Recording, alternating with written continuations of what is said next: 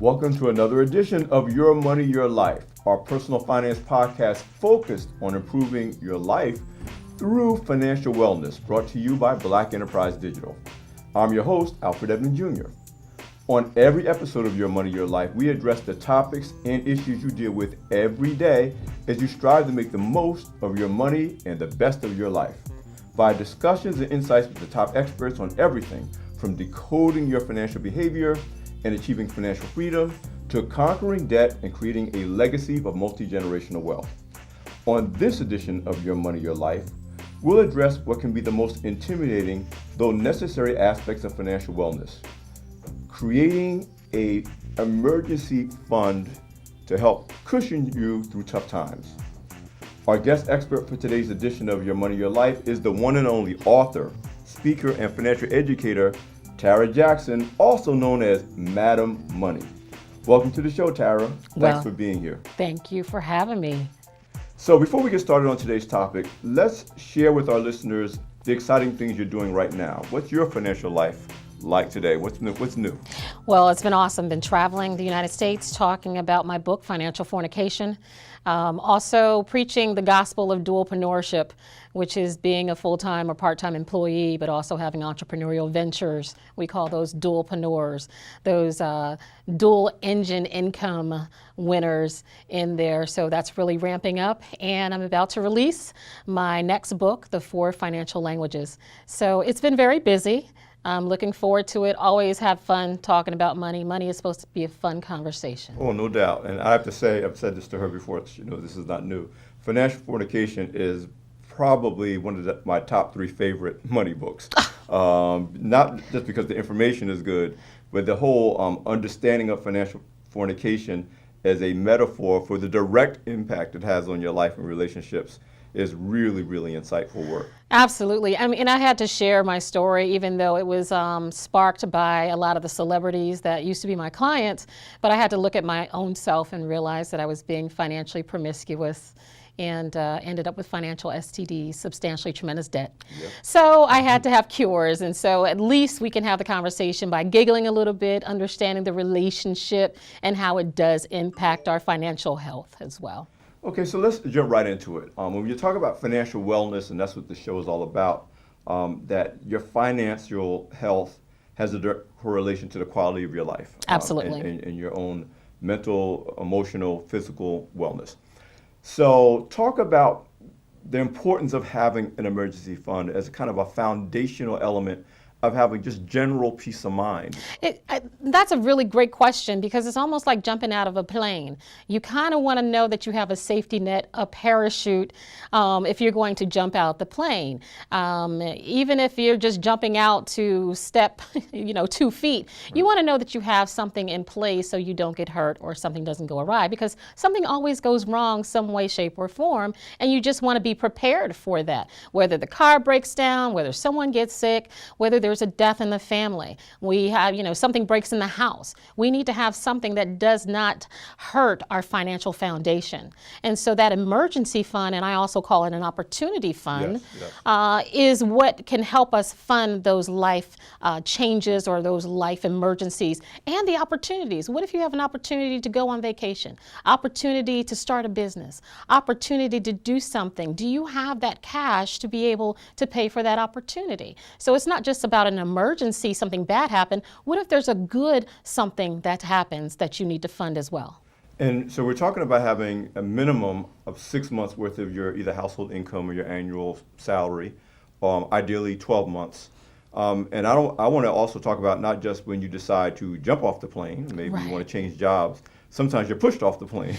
Absolutely. And that a scenario with that, I quit my job, and what I tell people all the time is I didn't pee right. Right?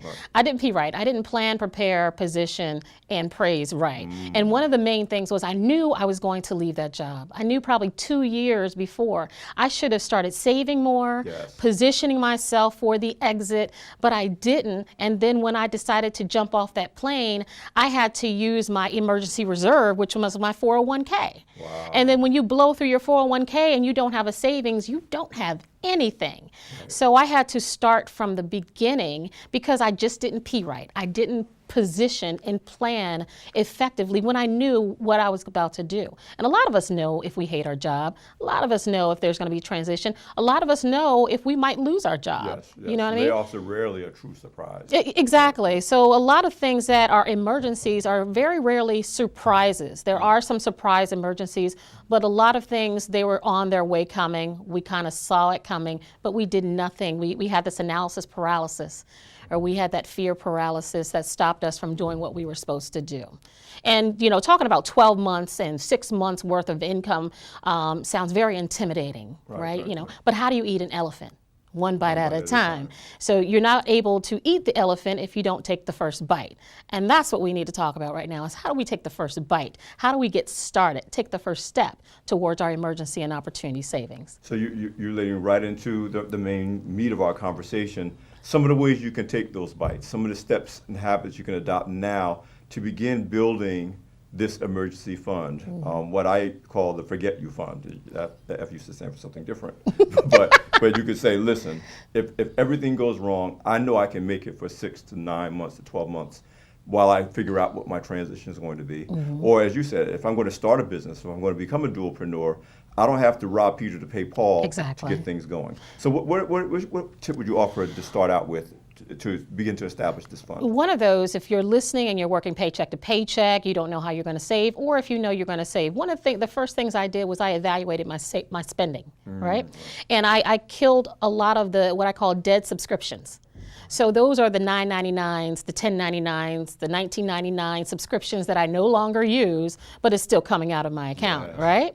So I canceled those subscriptions, but what I did is the same amount that I canceled, I had it automatically transferred into my savings account. I was used to spending it anyway, and if I didn't do the whole amount, I did half of it. So I had continuous money just going into that savings account that I really didn't worry about before. It was just going to someone else. Now it's coming to me. Well, that's so excellent, and you speak to a point that I'm very passionate about, both in that context and other contexts. It's not enough to save. You have to have a plan and a process for capturing the savings. So when people say, I went to shopping and I went to spend $100, but I only had to spend $75 because it was on sale, the first question I asked them is, where did the $25 go? Exactly. If you spent it and didn't save it, you didn't capture the savings. There was no sale. There's no sale if you didn't have the intention on buying it in the first place.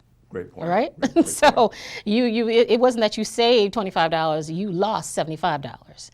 So, you know, that's just one way that we can, you know, capture a lot of the money. And there's a lot of people having $200, $500 just going to subscriptions where it could be going into the savings account. And you would automate that process, right? Absolutely. Yes, yes. Absolutely. So what's another kind of easy way to begin to fund this emergency savings account? I think when we come back, I want to talk about the side piece account.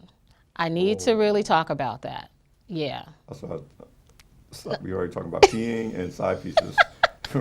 So listen, we're going to take a moment for our audience to process side pieces.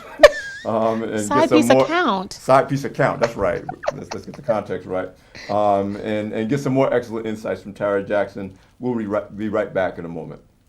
Okay, I've been hardly able to wait to come back from break because I want to hear about the side piece account and how that relates to financing your emergency savings. Okay, so a lot of people have what I call a side piece account. They think it's a savings account, but it's a side piece account because it's a savings account tied to the main checking account. And so when the checking account can't give you what you want, you tap that asset with a T, that side piece account, right? But side piece accounts are never built to give you what you need, right? So it's always deplenished. So when you have an emergency, it's deplenished because you used it for other things that your main checking account wouldn't do. So I say create a reverence account, like a mama account, because mama doesn't need to know what's going on in your house, right? So you don't disrespect mama. You don't, just tap into mama. If you ask mama for money, she may not give you what you want, but she can always give you what you need. And so you pretty much set it and forget it.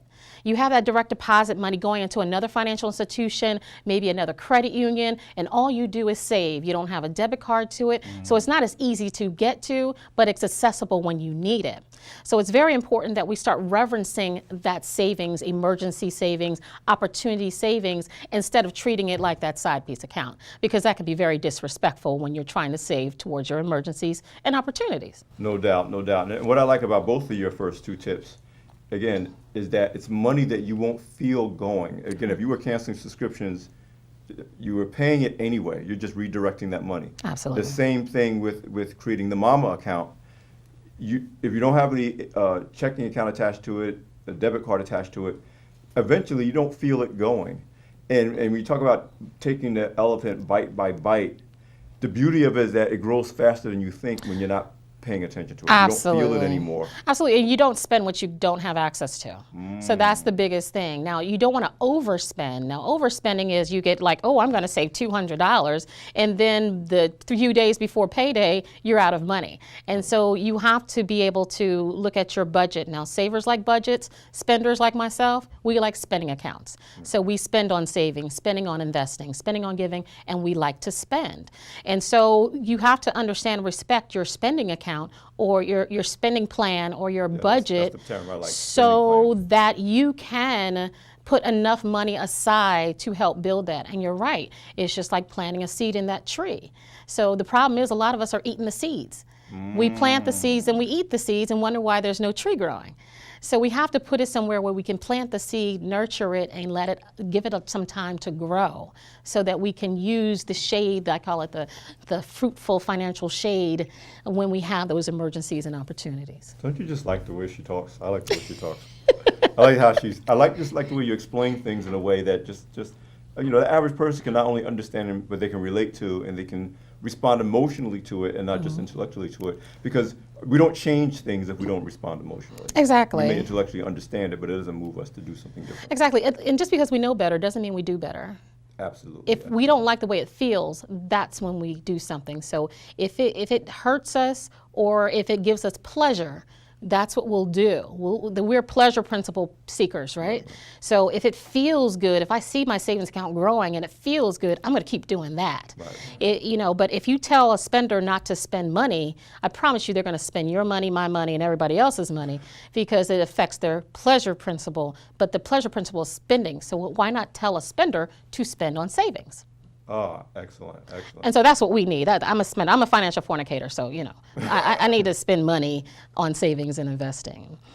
I love it. Again, it's all mindset. I mean, on Your Money, Your Life, we spend a lot of time talking about if you can change the way you think about it, you'll change what you do about it. Yeah. Absolutely. So in the time we have left, can you give us one more idea or tip that our listeners can use to kind of get on the path to creating this emergency fund? Yes, my biggest one is be a dualpreneur. Be a dualpreneur. Monetize your talents. There's a lot of people that are so talented and they're giving their talents away when they can be making money off of it.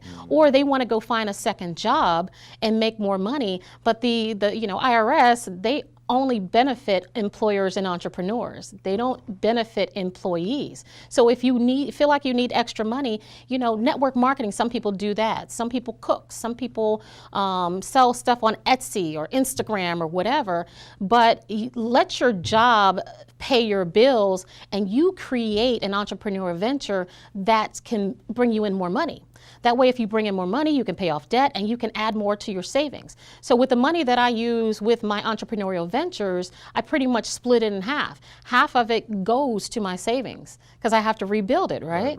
The other half, I split it between giving and spending on life because my bills are paid by my job, right? See, that's such an important point because so much of, quote unquote, gaining financial freedom, getting control of our finances, focuses on cutting. And like you said, cutting doesn't feel pleasurable, but it focuses on reducing expenses. And you do have to do that. Right. But especially in today's gig-driven economy, multiple income stream economy, the other part of the equation is if you can generate more income and then capture that income and direct that to your emergency fund, and obviously when that fund is fully funded, you can direct that to other things. Absolutely. That's just as effective as capturing the savings that we talked about earlier. Absolutely, and think about it this way. You don't have to worry about ever worrying your job about a raise. You can give yourself a raise every time you sell a product or service. So if my job never gives me a raise ever again, I know that I'm going to be able, with my entrepreneurial venture, give myself a raise anytime that I want. If I do the work. So that is a great way to start adding to your savings, emergencies, and your opportunity funds by being a dualpreneur, having an entrepreneurial venture. And the ultimate benefit of an emergency fund, in my opinion, is that it creates ultimate opportunity because there's nothing like knowing for example, if you have a really fully funded fund and you have like a year's worth of living expenses, then you can look at being at your job because you want to be at your job. Exactly. And if you decide you don't, knowing I got a year to figure out what I really want to do, and I can make that transition in my own time without putting my financial wellness at risk. Listen, Tara, always great having you. You're so wonderful in terms of how you even interpret these topics in a way that people can really relate to and understand and really address their financial wellness. You can get more insights, tools, resources, her books at MadamMoney.com. That's Tara, Madam Money Jackson. Thank you so much for being on the show. Thank you for having me. This was fun. See, you always have fun. Check out the podcast channel at blackenterprise.com to find Your Money, Your Life, and other podcasts from blackenterprise.com, our editors, writers, and experts. Also, be sure to subscribe to Your Money, Your Life on iTunes, Google Play, SoundCloud, Stitcher, or any other podcast directory. And if you like what you hear, and I know you do, I know you like this, Right. Please leave a 5-star review. This is Alfred Edmond Jr. with Your Money, Your Life of blackenterprise.com. Thanks for listening, and be sure to listen to the next edition of Your Money, Your Life. And in the meantime, stay focused on your financial wellness.